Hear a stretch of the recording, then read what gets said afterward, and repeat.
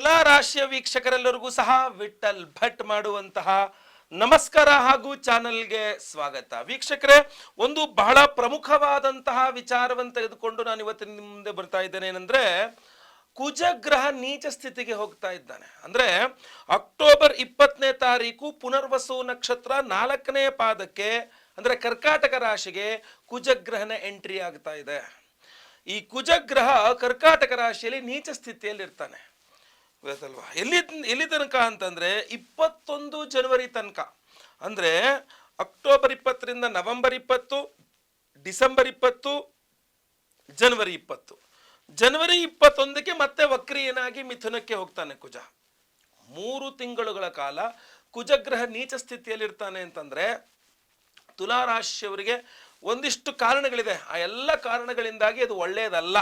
So ಅದರಿಂದ ಇನ್ನೊಂದು 3 ತಿಂಗಳು, ಅಕ್ಟೋಬರ್ 20ನೇ ತಾರೀಕಿನ ನಂತರ 3 ತಿಂಗಳು, ಇಲ್ಲಿ ಜನವರಿ 21ರ ತನಕ ನೀವು ನಾನು ಈಗ ಹೇಳುವಂತಹ ಬಹಳ ಪ್ರಮುಖವಾದ ಕೆಲವಿಷ್ಟು ವಿಚಾರಗಳಿದೆ. ಅದ್ರ ಬಗ್ಗೆ ನೀವು ದಯವಿಟ್ಟು ಗಮನ ಹರಿಸಬೇಕಾಗತ್ತೆ. ಕುಜಗ್ರಹ ತುಲಾ ರಾಶಿಯವರಿಗೆ ಧನಾಧಿಪತಿ, ಅಂದ್ರೆ ದುಡ್ಡನ್ನು ಕೊಡ್ತಕ್ಕಂಥವನು. ಸೊ ಆದ್ರಿಂದ ಈ ಅಕ್ಟೋಬರ್ 20 ಚೇಂಜ್ ಆದಮೇಲೆ ನವೆಂಬರ್, ಡಿಸೆಂಬರ್, ಜನವರಿ ಈ 3 ತಿಂಗಳುಗಳು ಸಹ ನಿಮಗೆ ಆರ್ಥಿಕ ಅಂದ್ರೆ ದುಡ್ಡಿನ ವಿಚಾರವಾಗಿ ತುಂಬಾ ಕಷ್ಟಗಳು ಬರುವ ಸಾಧ್ಯತೆ ಇರುತ್ತೆ. ಅಂದ್ರೆ ತೀರಾ ದುಡ್ಡಿಗೋಸ್ಕರ ಕೈ ಹಿಚ್ಕೊಳ್ಬೇಕಾದ, ಅಯ್ಯೋ ದುಡ್ಡಿಲ್ವಲ್ಲ ಏನ್ ಮಾಡೋದು ಅನ್ನೋ ತರ ಆಗ್ಬಿಡಬಹುದು. ಸೊ ಆದ್ರಿಂದ ಒಂದೊಂದು ರೂಪಾಯಿ ಕೂಡ ಬಹಳ ಎಚ್ಚರಿಕೆಯಿಂದ ಖರ್ಚು ಮಾಡಿ ದುಡ್ಡನ್ನು ಆದಷ್ಟು ಜಾಸ್ತಿ ಸೇವಿಂಗ್ಸ್ ಮಾಡೋಕೆ ನೋಡ್ಕೊಳ್ಳಿ. ವೃಥಾ ಖರ್ಚುಗಳಾಗದಂತೆ ನೋಡ್ಕೊಳ್ಳಿ. ಈಗ ಉದಾಹರಣೆಗೆ ಯಾವುದೋ ಒಂದು ಎಲೆಕ್ಟ್ರಾನಿಕ್ ವಿದ್ಯುತ್ ಉಪಕರಣ ಅನಾವಶ್ಯಕ ಆಗಿತ್ತು, ಏನು ಒಣ ಬೇಡಲಿ ಅಂತೇಳಿ ತಗೊಂಡ್ಬಿಟ್ರಿ. ಆಮೇಲೆ ನಿಮ್ಗೊಂದು ತಿಂಗಳು ಆದ್ಮೇಲೆ ಅಯ್ಯೋ ಆ ದುಡ್ಡು ಅಲ್ಲಿ ಸುಮ್ಮನೆ ತಗೊಂಡೆ, ಅದನ್ನ ಅದ್ರ ಬದಲು ಆ ದುಡ್ಡು ಇಟ್ಕೊಂಡ್ರೆ ಇದಕ್ಕಾರ ಬರ್ತಿತ್ತು, ಮತ್ತೊಂದೇನಕ್ಕಾರ ಬರ್ತಿತ್ತು, ಇನ್ನೊಂದೇನೋ ಆಗ್ತಿತ್ತು. ಸೊ ಆ ಥರ ಆಗಬಾರ್ದು. ದಯವಿಟ್ಟು ನೆನ್ಪಿಟ್ಕೊಳ್ಳಿ, ಹಣದ ವಿಚಾರದಲ್ಲಿ ತುಲಾ ರಾಶಿಯವರು ಇನ್ನು 3 ತಿಂಗಳುಗಳ ಕಾಲ, ಅಕ್ಟೋಬರ್ 20ನೇ ತಾರೀಕಿನ ನಂತರ 3 ತಿಂಗಳುಗಳ ಕಾಲ ಬಹಳ ಕೇರ್ಫುಲ್ ಆಗಿರುತ್ತೆ. ಆದಷ್ಟು ಜೋಪಾನವಾಗಿ ದುಡ್ಡನ್ನು ಇಟ್ಕೊಳ್ಬೇಕಾಗತ್ತೆ. ದಯವಿಟ್ಟು ಹುಷಾರ್. ಆಮೇಲೆ ಇನ್ವೆಸ್ಟ್ಮೆಂಟ್ ಮಾಡಿದ್ರು ಅಷ್ಟೇ ಏನಾಗುತ್ತೆ, ಧನಾಧಿಪತಿಯೇ ನೀಚ ಅಂತಂದಾಗ ನಿಮ್ಮ ಈ ಶೇರ್ ಮಾರ್ಕೆಟ್ ಇನ್ವೆಸ್ಟ್ಮೆಂಟ್ಗಳು, ಇನ್ನೊಂದು ಯಾವುದೋ ಪ್ರಾಫಿಟ್ ತುಂಬ ಬರುತ್ತೆ ಅಂದ್ಕೊಂಡು ಇನ್ವೆಸ್ಟ್ಮೆಂಟ್ಗಳು, ಲಿಕ್ವಿಡ್ ಕ್ಯಾಶ್ ಚೆನ್ನಾಗಿ ಬಂದ್ಬಿಡುತ್ತೆ ಅಂದ್ಕೊಂಡು ಇನ್ವೆಸ್ಟ್ಮೆಂಟ್ಗಳೆಲ್ಲ ಸಮಸ್ಯೆಗಳಾಗಬಹುದು.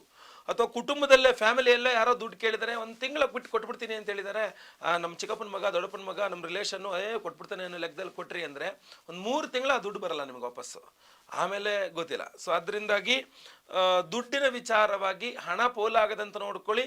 ನಿಮಗೆ ಪ್ರತಿಯೊಂದು ರೂಪಾಯಿಯೂ ಸಹ ಬಹಳ ಪ್ರಮುಖವಾಗಲಿದೆ ಅಕ್ಟೋಬರ್ 20ರಿಂದ ಜನವರಿ 21ನೇ ತಾರೀಕಿನ ತನಕ. ನೆನ್ಪಿಟ್ಕೊಳ್ಳಿ ದುಡ್ಡಿನ ವಿಚಾರದಲ್ಲಿ, ಆಯ್ತಲ್ವಾ? ಆಮೇಲೆ ದುಡ್ಡಿಲ್ಲ ಅಂತ ಅನ್ಬೇಡಿ. ಎರಡನೇದಾಗಿ ಕುಟುಂಬಾಧಿಪತಿಯೂ ಸಹ ನಿಮಗೆ ಕುಜಗ್ರಹನೇ ಆಗಿರ್ತಾನೆ. ಆದ್ದರಿಂದ ಕೌಟುಂಬಿಕ ಸುಖ ಅಥವಾ ಈ ನೆಂಟರಿಷ್ಟರು, ಕುಟುಂಬದವರು ಅಂತ ಏನಿರ್ತಾರಲ್ಲ, ಸೊ ನಿಮ್ಮ ಹಾಗೂ ಅವರ ನಡುವೆ ಒಂದು ಸ್ವಲ್ಪ ಜಗಳ ಮನಸ್ತಾಪಗಳಾಗುವ ಸಾಧ್ಯತೆ ಇರ್ತದೆ. ಅಂದರೆ ಒಡ ಹುಟ್ಟಿದವರ ಜೊತೆಗೆ ಜಗಳ ಮನಸ್ತಾಪಗಳು, ಅಥವಾ ನಿಮ್ಮ ಫ್ಯಾಮಿಲಿಯಲ್ಲಿಯೇ ದೊಡ್ಡಪ್ಪ, ಚಿಕ್ಕಪ್ಪ, ಅತ್ತೆ, ಮಾವ ಈ ಥರ ರಿಲೇಷನ್ಸ್ ಇರುತ್ತಲ್ಲ, ಸೊ ನಿಮ್ಮದೇನು ಪರಿವಾರ ಇರುತ್ತೆ, ಕುಟುಂಬ ಇರುತ್ತೆ, ನಿಮ್ಮ ಮೇಲೆ ಏನೋ ಒಂದು ಸಿಟ್ಟು ಬಂದ್ಬಿಡ್ಬೋದು ಅವರಿಗೆ. ಸೊ ಒಂದು 2-3 ತಿಂಗಳು ಮಾತ್ರ ಮಾತಾಡಲ್ಲ ಅವರು, ಅಥವಾ ಅವ್ರ ಮೇಲೆ ನಿಮಗೇನೋ ಒಂದು ಸಿಟ್ಟು ಬಂದ್ಬಿಡ್ಬೋದು. ನೀವೇ ಅವ್ರನ್ನೇ ಒಂದು 2-3 ತಿಂಗಳು ಅವ್ರ ಸುದ್ದಿಗೆ ಹೋಗಲ್ಲ, ಅಥವಾ ಅವ್ರನ್ನ ಮಾತಾಡ್ಸೋಕ್ಕೆ ಹೋಗಲ್ಲ. ನೀವು ಏನು ಅಂತ ತೋರಿಸ್ತೀನಿ, ಆಮೇಲೆ ನಾನು ಮಾತಾಡ್ತೀನಿ ಅನ್ನೋದು, ಅವರಿಂದ ನಿಮಗೇನೋ ಅವಮಾನ ಆಯಿತು ಅಂತ ಅನ್ಸೋದು. ಈ ಥರ ಹಲವಾರು ರೀತಿಯಲ್ಲಿ, ಅಂದರೆ ಇಂಥದ್ದು ಅಂತಲ್ಲ, ಬಟ್ ಕುಟುಂಬದವ್ರ ಜೊತೆಗಿನ ಹೆಚ್ಚಿನ ಬಾಂಧವ್ಯಗಳು ಬರೋದಿಲ್ಲ, ಜಗಳ ಮನಸ್ತಾಪಗಳೇ ಜಾಸ್ತಿ ಆಗುತ್ತೆ. ಸರ್ ಗುರುಗಳೇ, ಮನೇಲಿ ನೆಮ್ಮದಿಯಿಂದ ಇರೋಕ್ಕೆ ಆಗ್ತಾ ಇಲ್ಲ, ಫ್ಯಾಮಿಲಿ ಜೊತೆಗೆ ಇರೋಕ್ಕೆ ಆಗ್ತಾ ಇಲ್ಲ, ಏನೋ ನಮ್ಮ ನೆಂಟರಿಷ್ಟ ಜೊತೆ ಯಾರನ್ನೂ ಮಾತಾಡ್ಸೋಕ್ಕೆ ಮನಸ್ಸು ಬರ್ತಾ ಇಲ್ಲ, ಬರೇ ಇದೇ ಆಗ್ತಾ ಇದೆ. ಈ ಥರ ಅವರ ಹಾಗೂ ನಿಮ್ಮ ನಡುವೆ ಒಂದು ಸ್ವಲ್ಪ ದೂರ ಇದಾಗ್ಬಿಡುತ್ತೆ ಅಂತ ಕಂಡು ಬರ್ತಾ ಇದೆ. ಇನ್ನು ನೆಕ್ಸ್ಟ್ ಬರೋಂಥದ್ದು ಸಪ್ತಮಾಧಿಪತಿಯು ನಿಮಗೆ ಕುಜನೇ ಆಗಿರೋದ್ರಿಂದಾಗಿ ಮದುವೆ ಇನ್ನೂ ಸೆಟ್ ಆಗಿಲ್ಲ, ಮದುವೆಗೆ ಹುಡುಕ್ತಾ ಇದ್ದಾರೆ ತುಲಾ ರಾಶಿ ಅಂತ ಆದರೆ, ಗುರುಬಲ ಇಲ್ಲ ಅನ್ನೋದು ಒಂದು ನೆಗೆಟಿವ್. ಆದರೆ ಬಹಳ ಪ್ರಮುಖವಾಗಿ ಸಪ್ತಮಾಧಿಪತಿಗೆ ನೀಚ ಸ್ಥಿತಿಯಲ್ಲಿರ್ತಾನೆ. ಆದ್ದರಿಂದ ಅಕ್ಟೋಬರ್ 20ನೇ ತಾರೀಕಿನ ಒಳಗೆ ಯಾರೋ ಮದುವೆಗೆ ಫಿಕ್ಸ್ ಮಾಡ್ಕೊಂಡ್ರೆ ಬಚಾವು, ಇಲ್ಲ ಅಂದರೆ ಒಂದು 3 ತಿಂಗಳ ನಂತರ ಅಲ್ಲಿಂದ ಅಕ್ಟೋಬರ್ 20ರಿಂದ 3 ತಿಂಗಳುಗಳ ಕಾಲ ಯಾವುದೇ ಹೊಸ ಅವಕಾಶಗಳು, ವಿವಾಹ ಅವಕಾಶಗಳು ಬರೋದಿಲ್ಲ. ಯಾಕೆಂದರೆ ಸಪ್ತಮಾಧಿಪತಿಯೇ ನೀಚ. ಆದ್ರಿಂದ ಆಲ್ರೆಡಿ ಫಿಕ್ಸ್ ಆಗಿರತಕ್ಕಂತಹ ಒಂದು ಮದುವೆಗಳು ಕೂಡ ಸೊ ಜಗಳ ಮನಸ್ತಾಪಗಳು ಬಂದು ಭಿನ್ನಾಭಿಪ್ರಾಯಗಳು ಜಾಸ್ತಿಯಾಗಿ ಸಮಸ್ಯೆಗೆ ಸಿಲುಕಿದ್ರೂ ಆಶ್ಚರ್ಯ ಇಲ್ಲ. ಇನ್ನು ಆಲ್ರೆಡಿ ಮದುವೆ ಆಗಿರತಕ್ಕಂಥವ್ರು ಅಂದರೆ ತುಲಾ ರಾಶಿಯ ದಂಪತಿಗಳು ಈ ಗಂಡ ಹೆಂಡತಿ ಜಗಳ ಜಾಸ್ತಿ ಆಗ್ಬಿಡುತ್ತೆ. ಯಾಕಂದ್ರೆ ಸಪ್ತಮಾಧಿಪತಿಯ ನೀಚ ಅಂದಾಗ ಜಗಳ ಮನಸ್ತಾಪಗಳಾಗುತ್ತೆ ಅನ್ನೋದಕ್ಕಿನ್ನೂ ಇನ್ನೂ ಚೆನ್ನಾಗಿ ಹೇಳ್ಬೇಕು ಅಂತಂದ್ರೆ ನಿಮ್ಮ ಬಾಳ ಸಂಗಾತಿಯ ಬಗ್ಗೆ ಏನೋ ಒಂದು ಏನೋ ಅಸಂತುಷ್ಟಿ ಉಂಟಾಗ್ತದೆ. ನಿಮ್ಮ ಜೊತೆಗೆ ಅವ್ರು ಟೈಮ್ ಸ್ಪೆಂಡ್ ಮಾಡ್ತಾ ಇಲ್ಲ, ನಿಮ್ಮ ಮಾತಿಗೆ ಅವ್ರು ಬೆಲೆ ಕೊಡ್ತಾ ಇಲ್ಲ, ನಿಮಗೆ ಟೈಮ್ ಕೊಡ್ತಾ ಇಲ್ಲ, ನಿಮ್ಮ ಜೊತೆಗೆ ಏನೋ ನಿಮ್ಮ ಯಾವ ಪ್ರಾಮುಖ್ಯ ನೀವು ಅವ್ರ ಜೀವನದಲ್ಲಿ ಪ್ರಮುಖರೇ ಅಲ್ಲ ಅನ್ನೋ ರೀತಿಯಲ್ಲಿ ನಡ್ಕೊಳ್ತಾ ಇದ್ದಾರೆ ಅನ್ನುವ ಒಂದಿಷ್ಟು ಆಪಾದನೆಗಳ ನನ್ನ ಪಾಲಿಗೆ ನನ್ನ ಬಾಳ ಸಂಗಾತಿನೇ ಇಲ್ಲ ಅನ್ನುವ ಲೆವೆಲ್ಗೆ ನಿಮಗೆ ದುಃಖ ಆಗುತ್ತದೆ ಅವರ ವಿಚಾರದಲ್ಲಿ. ಸೊ ಅದರಿಂದಾಗಿ ನೀವು ಒಂಚೂರು ಬ್ರಾಡ್ ಮೈಂಡೆಡ್ ಆಗಬೇಕಾಗತ್ತೆ. ಅವರ ಒಂದು ಸಂದರ್ಭಗಳನ್ನ ವಿಚಾರಗಳನ್ನ ತಿಳ್ಕೊಳ್ಬೇಕಾಗತ್ತೆ. ಸ್ವಲ್ಪ ಅವ್ರ ಹತ್ರ ಯಾಕೆ ಏನು ಅಂತ ಕೂತು ಮಾತಾಡಬೇಕಾಗತ್ತೆ. ಗಂಡ ಹೆಂಡತಿಯ ವಿಚಾರಗಳನ್ನ ಇನ್ನೊಬ್ರು ಯಾರೋ ಬಂದು ಅಂದ್ರೆ ನಿಮ್ಮ ಹೆಂಡತಿಯ ವಿಚಾರ ನಿಮ್ಮ ಹತ್ರ ನಿನ್ನ ಹೆಂಡತಿ ಹಂಗೆ ಹೇಳ್ತಿದ್ಲು, ನಿನ್ನ ಹೆಂಡತಿ ಹೆಂಗೆ ಹೇಳ್ತಿದ್ಲು ಅಂತ ನಿಮ್ಮ ಹತ್ರ ಹೇಳ್ಬಾರ್ದು. ನಿನ್ನ ಗಂಡ ಹಂಗೆ ಹೇಳ್ತಿದ್ದ ಹಿಂಗೆ ಹೇಳ್ತಿದ್ದ ಅಂತ ಇನ್ನು ಹೇಳ್ಬಾರ್ದು. ಅಂದ್ರೆ ಗಂಡ ಹೆಂಡತಿ ಏನೇ ಇದ್ರೂ ಸಹ ಮೂರನೇ ವ್ಯಕ್ತಿಯ ಮಾತುಗಳಲ್ಲಿ ನುಗ್ಗಬಾರ್ದು. ಸೊ ನೀವೇ ಕೂತ್ಕೊಂಡು ಸಾರ್ಟ್ ಔಟ್ ಮಾಡ್ಕೊಳ್ಬೇಕು. ಬಿಟ್ರೆ ಯಾವುದೇ ಕಾರಣಕ್ಕೂ ಸಹ ಮೂರನೇ ವ್ಯಕ್ತಿ ಎಂಟ್ರೆನ್ಸ್ ಆದ್ರೆ ನಿಮ್ಮಿಬ್ಬರ ಮಧ್ಯೆ ಮತ್ತೆ ಪುನಃ ದೂರಗಳು, ಅವ್ರು ಹಂಗೆ ಹೇಳಿದ್ರಂತೆ ಇಂತೆ ಅಂತೆ ಕಂತೆಗಳೇ ಸಂಬಂಧಗಳನ್ನು ಹಾಳು ಮಾಡುವಂಥದ್ದು. ಸೊ ಅದೊಂದು ತುಲಾರಾಶಿಯವರಿಗೆ ಸಪ್ತಮಾಧಿಪತಿಯೇ ನೀಚ ಸ್ಥಿತಿಯಲ್ಲಿ ಇರೋದ್ರಿಂದಾಗಿ ಒಂದು 3 ತಿಂಗಳು ಅಂದ್ರೆ ಅಕ್ಟೋಬರ್ 20ನೇ ತಾರೀಕಿನ ನಂತರ ಏನಾದ್ರು ಜಗಳ ಮನಸ್ತಾಪಗಳು ಮಾಡಿದ್ರೆ ಒಂದು 3 ತಿಂಗಳ ಕಾಲ ಅದು ಸರಿ ಮಾಡೋಕ್ಕೆ ಆಗಲ್ಲ ಗೊತ್ತಲ್ವಾ. ಆ ಥರ ಆಳವಾದ ಗಾಯವನ್ನು ಮಾಡಿಬಿಡುತ್ತದು. ಕೇವಲ ಗಂಡ ಹೆಂಡತಿ ಅಷ್ಟೇ ಅಲ್ಲ, ಫ್ರೆಂಡ್ಸ್ ನಡುವೆ ಕೂಡ ಸಹ ಅಷ್ಟೇ. ಏನಾಗ್ಬಿಡುತ್ತೆ, ಈ ಸಪ್ತಮಾಧಿಪತಿಯೇ ನೀಚ ಅಂತಂದಾಗ ಫ್ರೆಂಡ್ಶಿಪ್ ಮಧ್ಯೆಯೂ ಸಹ ಇದೇ ಥರ ಆಗ್ಬಿಡುತ್ತೆ. ತುಂಬ ಕ್ಲೋಸ್ ಫ್ರೆಂಡ್ನ ನೀವು ಒಂದು 3 ತಿಂಗಳು ಮಾತಾಡ್ಸಲ್ಲ ಅವ್ರನ್ನ, ಆಯ್ತಲ್ವ. ಅಥವಾ ಅವ್ರು ನಿಮ್ಮವ್ರಿಗೆ ಮುಖ ನೋಡೋಕೆ ಸಿಗದೆ ಇರೋಷ್ಟು ದೂರ ಆಗುವ ಸಾಧ್ಯತೆಗಳು ಜಾಸ್ತಿ ಇರ್ತವೆ, ಆಯ್ತಾ. ಇದ್ರ ಜೊತೆಗೆ ಪಾರ್ಟ್ನರ್ಶಿಪ್ ಬಿಸ್ನೆಸ್ ಮಾಡ್ತಾ ಇರುವ ತುಲಾ ರಾಶಿಯವ್ರಿಗೂ ಅಷ್ಟೇ. ಪಾರ್ಟ್ನರ್ಶಿಪ್ನ ಪಾರ್ಟ್ನರ್ ನಿಮ್ಮ ಏನು ಬಿಸ್ನೆಸ್ ಪಾರ್ಟ್ನರ್ ಇರ್ತಾರೆ ಅವರ ಸಹಾಯ ಸಿಗೋದಿಲ್ಲ, ಅವರ ಸಹಕಾರ ಸಿಗೋದಿಲ್ಲ, ಅವರ ಒಪ್ಪಿಗೆ ಸಿಗೋದಿಲ್ಲ. ನೀವು ಹೇಳಿದಕ್ಕೆ ಅವ್ರು ಉಲ್ಟಾ ಹೇಳ್ತಾ ಇರ್ತಾರೆ, ಅಥವಾ ನಿಮ್ಮ ಪರವಾಗಿ ಹೇಳಿದ್ರು ಕೂಡ ಅವ್ರು ಬರಬೇಕಾಗಿತ್ತು ಬರೋಕ್ಕಾಗ್ತಾ ಇಲ್ಲ ಅನ್ನೋ ಥರ. ಯಾವುದೋ ಒಂದು ಇದಕ್ಕೆ ಅಟೆಂಡ್ ಆಗಬೇಕು, ಅವ್ರು ಅಟೆಂಡ್ ಆಗ್ತಾ ಇಲ್ಲ. ಎಲ್ಲ ಕಡೆ ನೀವೇ ಮಾಡ್ಕೋಬೇಕು ಬಿಟ್ಟರೆ ಅವ್ರು ಬರ್ತಾ ಇಲ್ಲ, ಅಥವಾ ಎಲ್ಲ ಕಡೆ ಅವರೇ ಮಾಡ್ಕೊಳ್ತಾ ಇದ್ದಾರೆ ನಿಮ್ಗೆ ಹೋಗೋಕ್ಕಾಗ್ತಾ ಇಲ್ಲ. ಸೊ ಆ ಒಂದು ಎಂತ ಹೇಳ್ತೀವಿ ಪಾರ್ಟ್ನರ್ಶಿಪ್, ಒಳ್ಳೆ ಪಾರ್ಟ್ನರ್ಶಿಪ್ ಬಿಸ್ನೆಸ್ ಕೂಡ ಸಹ ಈ 3 ತಿಂಗಳಲ್ಲೇ ಸ್ವಲ್ಪ ಸಮಸ್ಯೆ ಆಗೋ ಸಾಧ್ಯತೆ ಇದೆ. ಆಮೇಲೆ ಇನ್ನೂ ಪ್ರಮುಖವಾಗಿ ಎಲ್ಲರೂ ಪ್ರಯಾಣ ಮಾಡಬೇಕು ಅನ್ಕೊಂಡಿದ್ರೆ ನೀವು ತುಲಾರಾಶಿಯವರು ಹೊರ ರಾಜ್ಯಕ್ಕೆ ಹೋಗ್ಬೇಕು, ಹೊರ ದೇಶಕ್ಕೆ ಹೋಗ್ಬೇಕು, ಹೊರ ಜಿಲ್ಲೆಗೆ ಹೋಗ್ಬೇಕು, ಅಲ್ಲಿ ಹೋಗ್ಬೇಕು ಇಲ್ಲಿ ಹೋಗ್ಬೇಕು ಅನ್ಕೊಂಡ್ರೆ ಅಕ್ಟೋಬರ್ 20ನೇ ತಾರೀಕು ಒಳಗೆ ಹೋಗಿ ಬಂದ್ರಿ. ಅಕ್ಟೋಬರ್ 20 ದಾಟ್ಬಿಡ್ತು ಅಂದ್ರೆ ಆಮೇಲೆ ಹೋಗೋಕ್ಕಾಗಲ್ಲ. ಯಾವುದೇ ಕಾರಣಕ್ಕೂ ಬಹಳ ಕಷ್ಟ, ಹೋಗಕ್ಕೆ ಸಾಧ್ಯನೇ ಇಲ್ಲ ಅನ್ಬೋದು. ಅಂದರೆ ಆ 3 ತಿಂಗಳು ಮಾತ್ರ ಎಲ್ಲೂ ಅನ್ಕೊಂಡಲ್ಲಿ ಎಲ್ಲಿಗೂ ಹೋಗೋಕ್ಕಾಗಲ್ಲ. ಈ ಟ್ರಾನ್ಸ್ಫರ್ಗಳು ನೀವು ಕಷ್ಟಪಟ್ಟು ಟ್ರಾನ್ಸ್ಫರ್ ಹಾಕ್ಸ್ಕೊಂಡಿರ್ತೀರ, ಟ್ರಾನ್ಸ್ಫರ್ ಕ್ಯಾನ್ಸಲ್ ಆಗಿಬಿಡುತ್ತೆ, ಅಥವಾ ಇಷ್ಟ ಇಲ್ದಿರೋ ಜಾಗ ಟ್ರಾನ್ಸ್ಫರ್ ಮಾಡಿದ್ಕೊಂಡ್ರು ಆಶ್ಚರ್ಯ ಇಲ್ಲ. ಆದ್ದರಿಂದ ಈ 3 ತಿಂಗಳು ನಿಮ್ಗೆ ಯಾವುದೇ ಟ್ರಾನ್ಸ್ಫರ್ಗಳು ನೀವು ಬಯಸಬೇಡಿ, ಅದಾಗದೆ ನೀವು ಅಪ್ಲೈ ಹಾಕೋಕೆ ಹೋಗ್ಬೇಡಿ, ಆಯ್ತಲ್ವಾ. ಅವಾಯ್ಡ್ ಮಾಡಲಿಕ್ಕೆ ಟ್ರೈ ಮಾಡಿ. ನೆಕ್ಸ್ಟು ಬಹಳ ಪ್ರಮುಖವಾಗಿ ಉದ್ಯೋಗದ ವಿಚಾರದಲ್ಲಿ ಕರ್ಮಸ್ಥಾನದಲ್ಲೇ ನೀಚ ಸ್ಥಿತಿಯಲ್ಲಿ ಕುಜ ಇರ್ತಾನೆ ತುಲಾರಾಶಿಯವರಿಗೆ 3 ತಿಂಗಳು ಅಕ್ಟೋಬರ್ 20ರ ನಂತರ. ಅಂದರೆ ಒಂದು 3 ತಿಂಗಳು ನಿರುದ್ಯೋಗಿಗಳಿಗೆ ಉದ್ಯೋಗ ಸಿಗುವಂಥ ವಿಚಾರದಲ್ಲಿ ಸಮಸ್ಯೆಗಳಾಗುತ್ತೆ. ಆಲ್ರೆಡಿ ಕೆಲಸದಲ್ಲಿ ಇರ್ತಕ್ಕಂಥವ್ರಿಗೆ ಏನಾಗ್ಬಿಡುತ್ತೆ, ಬಾಸ್ ಜೊತೆಗಾಗಿರ್ಬಹುದು, ಸಹೋದ್ಯೋಗಿಗಳ ಜೊತೆಗಾಗಿರಬಹುದು, ಸ್ವಲ್ಪ ಜಗಳ ಮನಸ್ತಾಪಗಳಾಗಬಹುದು, ಸ್ವಲ್ಪ ಸರಿಯಾಗಿ ಆಫೀಸ್ ಅಟೆಂಡ್ ಮಾಡೋಕ್ಕಾಗಲ್ಲ, ಆಫೀಸಿನ ವಾತಾವರಣ ನಿಮ್ಗೊಂಚೂರು ಕೂಡಿ ಬರ್ತಾ ಇರಲ್ಲ, ಎಲ್ಲೋ ಒಂದು ಕಡೆ ಮ್ಯಾಚ್ ಆಗ್ತಾ ಇಲ್ಲ ಅಂತ ಅನ್ಸುತ್ತೆ.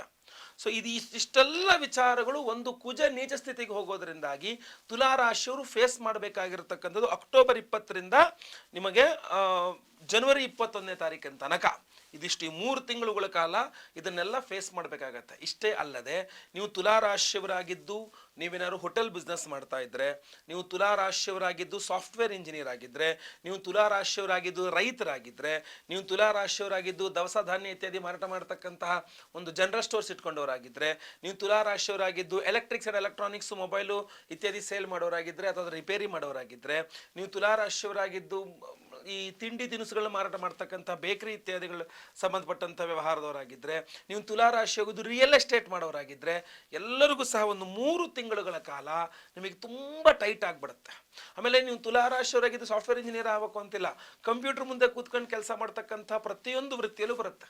ಈಗ ಕಂಪ್ಯೂಟರ್ ಎಲ್ಲರಿಗೂ ಅನಿವಾರ್ಯ ಆಗಿಬಿಟ್ಟಿದೆ, ಎಲ್ಲರೂ ಅವರವರ ವೃತ್ತಿಯಲ್ಲಿ ಕಂಪ್ಯೂಟರ್ ಬಳಸ್ತಾರೆ. ಸೊ ವಿದ್ಯುತ್ ಉಪಕರಣಗಳನ್ನು ಇಟ್ಟುಕೊಂಡು ಮುಂದೆ ಬಳಸುವಂತಹ ಉದ್ಯೋಗ ಮಾಡ್ತಕ್ಕಂತಹ ತುಲಾರಾಶಿಯವರಿಗೆ ಇದು ಎಫೆಕ್ಟ್ ಆಗೇ ಆಗುತ್ತೆ. ಅಷ್ಟೇ ಅಲ್ಲದೆ ಭೂಮಿ ಖರೀದಿ ಇರಬಹುದು, ಭೂಮಿ ಮಾರಾಟ ಇರಬಹುದು, ಇದೆಲ್ಲವೂ ಸಹ ಸ್ವಲ್ಪ, ಯಾಕೆಂದರೆ ಭೂಮಿ ಕಾರಕ ಕುಜನೇ ನೀಚ ಸ್ಥಿತಿಯಲ್ಲಿದ್ದಾಗ ನೀವು ತುಂಬ ಜಾಸ್ತಿ ರೇಟಿಗೆ ಹೋಗಬಹುದಾದಂಥ ಭೂಮಿನ ಕಡಿಮೆ ರೇಟಿಗೆ ಕೊಟ್ಬಿಡ್ತೀರಾ, ಅಥವಾ ಏನೋ ಜಸ್ಟ್ ಸೇಲ್ ಆದರೆ ಸಾಕು ಅಂತ ಕಾಯ್ತಾ ಇರ್ತಾರೆ, ಎಷ್ಟು ಬಂದರೂ ಪರಲ್ಲ ಸೇಲ್ ಆದರೆ ಸಾಕು ಅಂದ್ಕೊಂಡಿರ್ತೀರಾ, ಅದು ಸೇಲ್ ಕ್ಯಾನ್ಸಲೇಷನ್ ಆಗಿಬಿಡುತ್ತೆ. ಸೊ ಆದ್ರಿಂದ ಅಥವಾ ಯಾವುದೋ ಒಂದು ಅರ್ಧಂಬರ್ಧ ಅಗ್ರಿಮೆಂಟ್ ಆಗ್ಬಿಡುತ್ತೆ, ಮುಂದೆ ಅವರು ಏನು ಕೊಡ್ತಾ ಇಲ್ಲ, ನೀವು ಏನು ಆಗ್ತಾ ಇಲ್ಲ, ಮುಂದೆ ವರಿತಾ ಇಲ್ಲ, ಅಗ್ರಿಮೆಂಟ್ ಆಗಿ ಸ್ಟಾಪ್ ಆಗ್ಬಿಟ್ಟಿದೆ ಅನ್ನೋ ಥರ ಆಗ್ಬಿಡುತ್ತೆ ರಿಯಲ್ ಎಸ್ಟೇಟ್ ವಿಚಾರಗಳು. ಸೊ ಭೂಮಿಯ ವಿಚಾರದಲ್ಲಿ ಪಿತ್ರಾರ್ಜಿತ ಆಸ್ತಿ ಭೂಮಿ ಅಂದರೆ ಅಲ್ಲಿಯೂ ಸಹ ಅಷ್ಟೇನೆ ಸಹೋದರರ ನಡುವೆ, ಯಾಕೆಂದ್ರೆ ಭ್ರಾತೃಕಾರಕ ಕುಜ ಆದ್ರಿಂದ ಅಣ್ಣ ತಮ್ಮ ಅಕ್ಕ ತಂಗಿ ನಡುವೆ ಈ ಥರದೆಲ್ಲ ಕಡೆ ಕುಜ ಪ್ರಾಬ್ಲಮ್ ಕೊಡ್ತಾನೆ. ವಿವಾಹಿತ ತುಲಾರಾಶಿಯ ಸ್ತ್ರೀಯರಿರ್ಬಹುದು ಅಥವಾ ಅವಿವಾಹಿತರಿರ್ಬೋದು. ತುಲಾರಾಶಿಯ ಸ್ತ್ರೀಯರಿಗೆ ಬಹಳ ಪ್ರಮುಖವಾಗಿ ತುಲಾರಾಶಿಯ ಸ್ತ್ರೀಯರಿಗೆ ಪೀರಿಯಡ್ಸ್ ಪ್ರಾಬ್ಲಮ್ ಆಗ್ತಕ್ಕಂಥ ಸಾಧ್ಯತೆ ಜಾಸ್ತಿ ಇರುತ್ತೆ.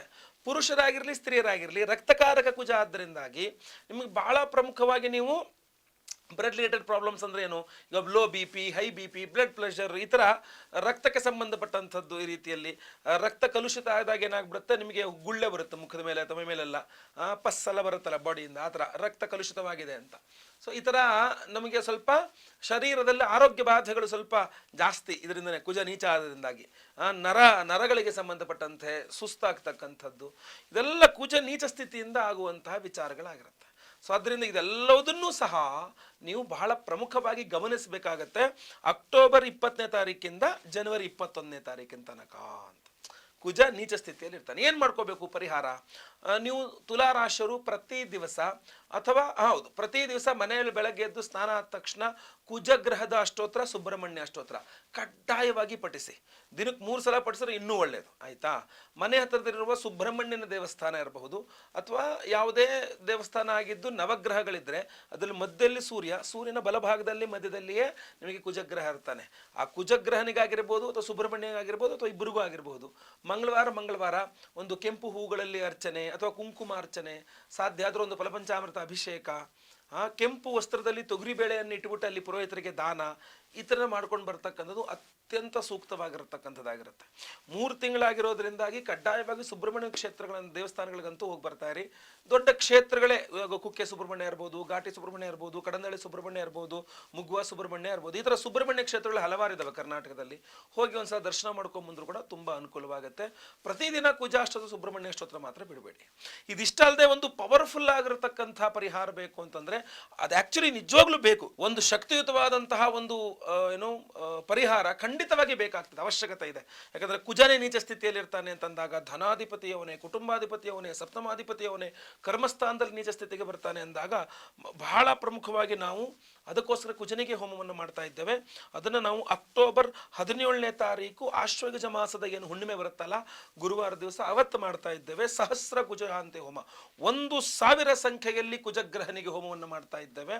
ಹಾಗೂ ಆ ಕುಜನ ರತ್ನವಾದಂತಹ ಒರಿಜಿನಲ್ ಹವಳವನ್ನೇ ಪ್ರತಿಯೊಬ್ಬರಿಗೂ ಸಹ ಸಂಕಲ್ಪ ಸೇವೆ ಕೊಟ್ಟವರಿಗೆ ಸಂಕಲ್ಪ ಸೇವಾ ಪ್ರಸಾದ ಸ್ವರೂಪವಾಗಿ ಕೊಡ್ತಾ ಇದ್ದೇವೆ. ಇದನ್ನು ನೀವು ಯಾವುದೇ ಉಂಗುರ ಡಾಲರ್ ಏನೂ ಮಾಡಿಸೋ ಅವಶ್ಯಕತೆ ಇಲ್ಲ. ಈ ಬಾಕ್ಸ್ನ ಸೀದಾ ನಿಮ್ಮ ಜೊತೆಗೆ ಇಟ್ಕೊಂಡ್ರೆ ಸಾಕು. ಇದನ್ನ ತ್ರಿಕೋಣಾಕಾರ ಮಂಡಲ ಅಂಗಾರಕಂ ತ್ರಿಕೋಣಾಕಾರ ಮಂಡಲೆ ಸೂರ್ಯಗ್ರಹಸ್ಯ ದಕ್ಷಿಣ ದಿಗ್ಭಾಗೆ ತ್ರಿಕೋಣಾಕಾರ ಮಂಡಲೆ ಆಡಕಧಾನ್ಯಸ್ಸೋಪರಿ ಭಗವಂತಂ ಅಂಗಾರಕಂ ಅಂತ ಕರೀತಾರೆ. ಅಂದ್ರೆ ಸೂರ್ಯನ ದಕ್ಷಿಣ ದಿಗ್ಭಾಗದಲ್ಲಿ ಮಧ್ಯದಲ್ಲಿ ತ್ರಿಕೋಣಾಕಾರ ಅಂದ್ರೆ ಟ್ರಯಾಂಗಲ್ ಶೇಪ್ ಅಂತ ಈ ಹವಳ ಇದೆಯಲ್ಲ, ಹವಳನ ಟ್ರಯಾಂಗಲ್ ಶೇಪ್ ಅಲ್ಲಿ ಕಟ್ ಮಾಡಿಸಿದ್ವಿ, ರೆಡಿ ಮಾಡಿಸಿದ್ದೇವೆ. ಹಾಗೂ ಅದು ಕುಜನ ರತ್ನವಾದ್ರಿಂದ ಕುಜನಿಗೆ ವಿಶೇಷವಾಗಿ 1008 ಸಂಖ್ಯೆಯಲ್ಲಿ ಕುಜನಿಗೆ ಸಹಸ್ರ ಕುಜ ಶಾಂತಿ ಹೋಮವನ್ನು ಮಾಡಿ ಅದರಲ್ಲಿ ಈ ಒಂದು ಹವಳವನ್ನು ಅಭಿವಂತನೆ ಮಾಡಿ ನಿಮಗೆ ಕಳಿಸ್ಕೊಡ್ತಾ ಇದ್ದೇವೆ. ಕೇವಲ ಸಹಸ್ರ ಕುಜ ಶಾಂತಿ ಹೋಮ ಅಷ್ಟೇ ಅಲ್ಲ, ಇನ್ನೂ ಇದೆ. ಯಾಕೆಂತಂದ್ರೆ ಕುಜನ ಅಭಿಮಾನಿ ದೇವರು ಸುಬ್ರಹ್ಮಣ್ಯ ಸ್ವಾಮಿ ಆದ್ರಿಂದಾಗಿ ಸುಬ್ರಹ್ಮಣ್ಯ ಹೋಮವನ್ನು ಸಹ ಮಾಡ್ತಾ ಇದ್ದೇವೆ. ಅಷ್ಟೇ ಅಲ್ಲ, ಕುಜ ಅಂದ್ರೆ ಭೂಮಿಕಾರಕ, ನಾನು ಆಗ್ಲೇ ಹೇಳಿದೆ. ಸೊ ಅದರಿಂದ ನೀವು ಬಾಡಿಗೆ ಮನೆಯಿಂದ ಸ್ವಂತ ಮನೆಗೆ ಹೋಗ್ಲಿಕ್ಕೆ ಟ್ರೈ ಮಾಡ್ತಾ ಇದ್ದೀರಾ, ಅಥವಾ ಬಾಡಿಗೆ ಮನೆಯೇ ನೆಮ್ಮದಿ ಇಲ್ಲ, ಅಥವಾ ಸ್ವಂತ ಮನೆ ಇದೆ ಬಟ್ ಸ್ವಂತ ಮನೆಯಲ್ಲಿ ನೆಮ್ಮದಿಯಿಂದ ಇರೋಕ್ಕಾಗ್ತಾ ಇಲ್ಲ, ಅಂದ್ರೆ ಆ ಭೂಮಿಯಲ್ಲಿ ಸಮಸ್ಯೆ ಇದೆ. ಯಾವುದೋ ಭೂಮಿಯನ್ನು ಮಾರಾಟಕ್ಕೆ ಇಟ್ಟಿದ್ದೀರಾ, ಆಗ್ತಾ ಇಲ್ಲ. ಖರೀದಿ ಮಾಡಬೇಕು ಅನ್ಕೊಳ್ತಾ ಇದ್ದೀರಾ, ಆಗ್ತಾ ಇಲ್ಲ. ಮನೆ ಕಟ್ಟಬೇಕು ಅನ್ಕೊಳ್ತಾ ಇದ್ದೀರಾ, ಆಗ್ತಾ ಇಲ್ಲ. ಇದೆಲ್ಲದಕ್ಕೂ ಭೂವರಾಹ ಸ್ವಾಮಿಯ ಅನುಗ್ರಹ ಬೇಕು. ಆದ್ರಿಂದ ಲಕ್ಷ್ಮೀ ಭೂವರಾಹ ಸ್ವಾಮಿಯ ಹೋಮವನ್ನು ಮಾಡ್ತಾ ಇದ್ದೇವೆ. ಸೊ ಈ ಲಕ್ಷ್ಮೀ ಭೂವರಾಹ ಸ್ವಾಮಿ ಹೋಮ, ಅದರ ಜೊತೆಯಲ್ಲಿ ಸಂತಾನ ಇಲ್ಲದವರಿಗೆ ಸಂತಾನವಾಗಬೇಕು, ಸಂತಾನವರಿಗೆ ಆ ಮಕ್ಕಳ ವಿಚಾರದಲ್ಲಿ ಅನುಕೂಲವಾಗಬೇಕು ಅಂತ ಹೇಳಿ ಸಂತಾನ ಗೋಪಾಲಕೃಷ್ಣ ಹೋಮವನ್ನು ಮಾಡ್ತಾ ಇದ್ದೇವೆ. ಆಶ್ಲೇಷ ಬಲಿ ಪೂಜೆ ಸರ್ಪಶಾಂತಿ ಹೋಮವನ್ನು ಮಾಡ್ತಾ ಇದ್ದೇವೆ. ಹಾಗೂ ಗುರುಶಾಂತಿ ಶನಿಶಾಂತಿ ಸಹಿತ ಮಹಾನವಗ್ರಹ ಶಾಂತಿ ಹೋಮವನ್ನು ಮಾಡ್ತಾ ಇದ್ದೇವೆ. ಇಷ್ಟೆಲ್ಲ ಹೋಮಗಳು ಒಬ್ಬರಿಗೆ ಒಂದೇ ಸಂಕಲ್ಪ ಸೇವೆ. ಒಂದು ಸಂಕಲ್ಪ ಸೇವೆಗೆ ಒಂದು ಒರಿಜಿನಲ್ ಹವಳ ರತ್ನವನ್ನ ಸಹಸ್ರ ಕುಜ ಶಾಂತಿ ಹೋಮ ಸಹಿತ ಎಲ್ಲ ಹೋಮಗಳನ್ನು ಎನರ್ಜೈಸ್ ಮಾಡಿ ಲೈವಲ್ಲಿ ನಿಮ್ಮ ಹೆಸರು ಸಂಕಲ್ಪ ಮಾಡ್ತೇನೆ ನಾನೇ. ಲೈವಲ್ಲಿ ಹೋಮಗಳೆಲ್ಲ ನೋಡ್ತೀರಾ. ಈ ಒಂದು ವಿಶೇಷವಾದ ಹವಳವನ್ನು ಮರುದಿನ ಬೆಳಗ್ಗೆ ಅಂದರೆ ಶುಕ್ರವಾರ ಬೆಳಗ್ಗೆ ನಾವು ಇದನ್ನು ಸ್ಪೀಡ್ ಪೋಸ್ಟ್ ಮೂಲಕ ನಿಮಗೆ ಕಳಿಸ್ಕೊಟ್ಬಿಡ್ತೇವೆ. ಸೊ ಅದರಿಂದ ಇದನ್ನೇನು ಮಾಡಬೇಕು ಹವಳನ ಅಂತಂದರೆ 3 ತಿಂಗಳು ಅಕ್ಟೋಬರ್ 20ನೇ ತಾರೀಕು ನಂತರ ಜನವರಿ 21ನೇ ತಾರೀಕಿನ ತನಕ ಇದನ್ನು ಕಡ್ಡಾಯವಾಗಿ ನಿಮ್ಮ ಜೊತೆಗೆ ಇಟ್ಕೊಂಡಿರ್ಬೇಕು. ನಾವು 17ಕ್ಕೆ ಹೋಮ ಆಯಿತು ಅಂದರೆ 18ನೇ ತಾರೀಕು ನಾವು ಇಲ್ಲಿಂದ ಕಳಿಸ್ಕೊಡ್ತೇವೆ.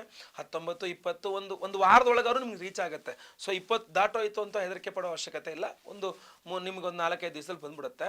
ಸೊ ಬಟ್ ಇದು ನಿಮ್ಗೆ ಸೇರಿದ ಮೇಲೆ ಜನವರಿ 21ನೇ ತಾರೀಕಿನ ತನಕ ನಿಮ್ಮ ಕಡ್ಡಾಯವಾಗಿ ನಿಮ್ಮ ಪಾಕೆಟಲ್ಲಿ ಇದು ಇಟ್ಕೊಳ್ಳಿ. ಯಾಕೆಂದರೆ ನಿಮ್ಮ ಹೆಸರು, ನಿಮ್ಮ ಗೋತ್ರ, ನಕ್ಷತ್ರ, ರಾಶಿ ಸಂಕಲ್ಪ ಮಾಡಿ ನಿಮಗೋಸ್ಕರ ಇದನ್ನ ಸಹಸ್ರ ಕುಜ ಶಾಂತಿ ಹೋಮದಲ್ಲಿ ಎನರ್ಜೈಸ್ ಮಾಡಿಕೊಟ್ಟಿರೋದ್ರಿಂದ ಈ ಕುಜನ ನೀಚತ್ವ ಏನಿದೆ ಅಲ್ಲ, ಜನವರಿ 21ರ ತನಕ ನೀಚ ಸ್ಥಿತಿಗೆ ಹೋಗ್ತಾರಲ್ಲ ಕುಜ, ಅದರ ದುಷ್ಪ್ರಭಾವಗಳು ನಿಮ್ಗೆ ಬೀಳಲ್ಲ. ಯಾಕೆಂದರೆ ಎನರ್ಜೈಸ್ಡ್ ಆದಂಥ ಕುಜನ ರತ್ನವಾದಂಥ ಹವಳವನ್ನು ನಿಮ್ಮ ಪಾಕೆಟಲ್ಲಿ, ಗಂಡಸರ ಮೇಗಡೆ ಪಾಕೆಟಲ್ಲಿ ಇಟ್ಕೋಬಹುದು, ಹೆಂಗಸರು ಅವರ ಸೈಡ್ ಬ್ಯಾಗಲ್ಲಿ ಇಟ್ಕೊಳ್ಬಹುದು, ನೀವು ಕೆಲಸ ಮಾಡುವಂಥ ಆಫೀಸಲ್ಲಿ ನಿಮ್ಮ ಟೇಬಲ್ ಇಟ್ಕೋಬಹುದು. ಎಲ್ಲಿ ನಿಮಗೆ ಟೆನ್ಷನ್ ಅನಿಸುತ್ತೋ ಅಲ್ಲಿ ಹವಳವನ್ನು ಇಟ್ಕೊಂಡು ಪ್ರಾರ್ಥನೆ ಮಾಡಿಕೊಂಡು ಎಲ್ಲ ಹೋಮಗಳ ಭಸ್ಮ, ನಾಗಾರಾಧನೆ, ಅರ್ಶನ ಡೈಲಿ ಹಣೆಗೆ ಹಚ್ಕೊಳ್ಳಿ. ಎಲ್ಲ ಪ್ರಾಬ್ಲಮ್ ಸಾಲ್ವ್ಡ್. ಸೊ ಈಸಿಯಾಗಿ ಸುಲಭವಾಗಿ ಪರಿಹಾರವಾಗಬಹುದಾದಂಥ ಪರಿಹಾರಗಳನ್ನು ತಿಳಿಸಿದ್ದೇನೆ. ಉಚಿತವಾಗಿ ಮಾಡಬಹುದಾದಂಥದ್ದನ್ನು ಸ್ಟಾರ್ಟಿಂಗಲ್ಲಿ ತಿಳಿಸಿದ್ದೇನೆ.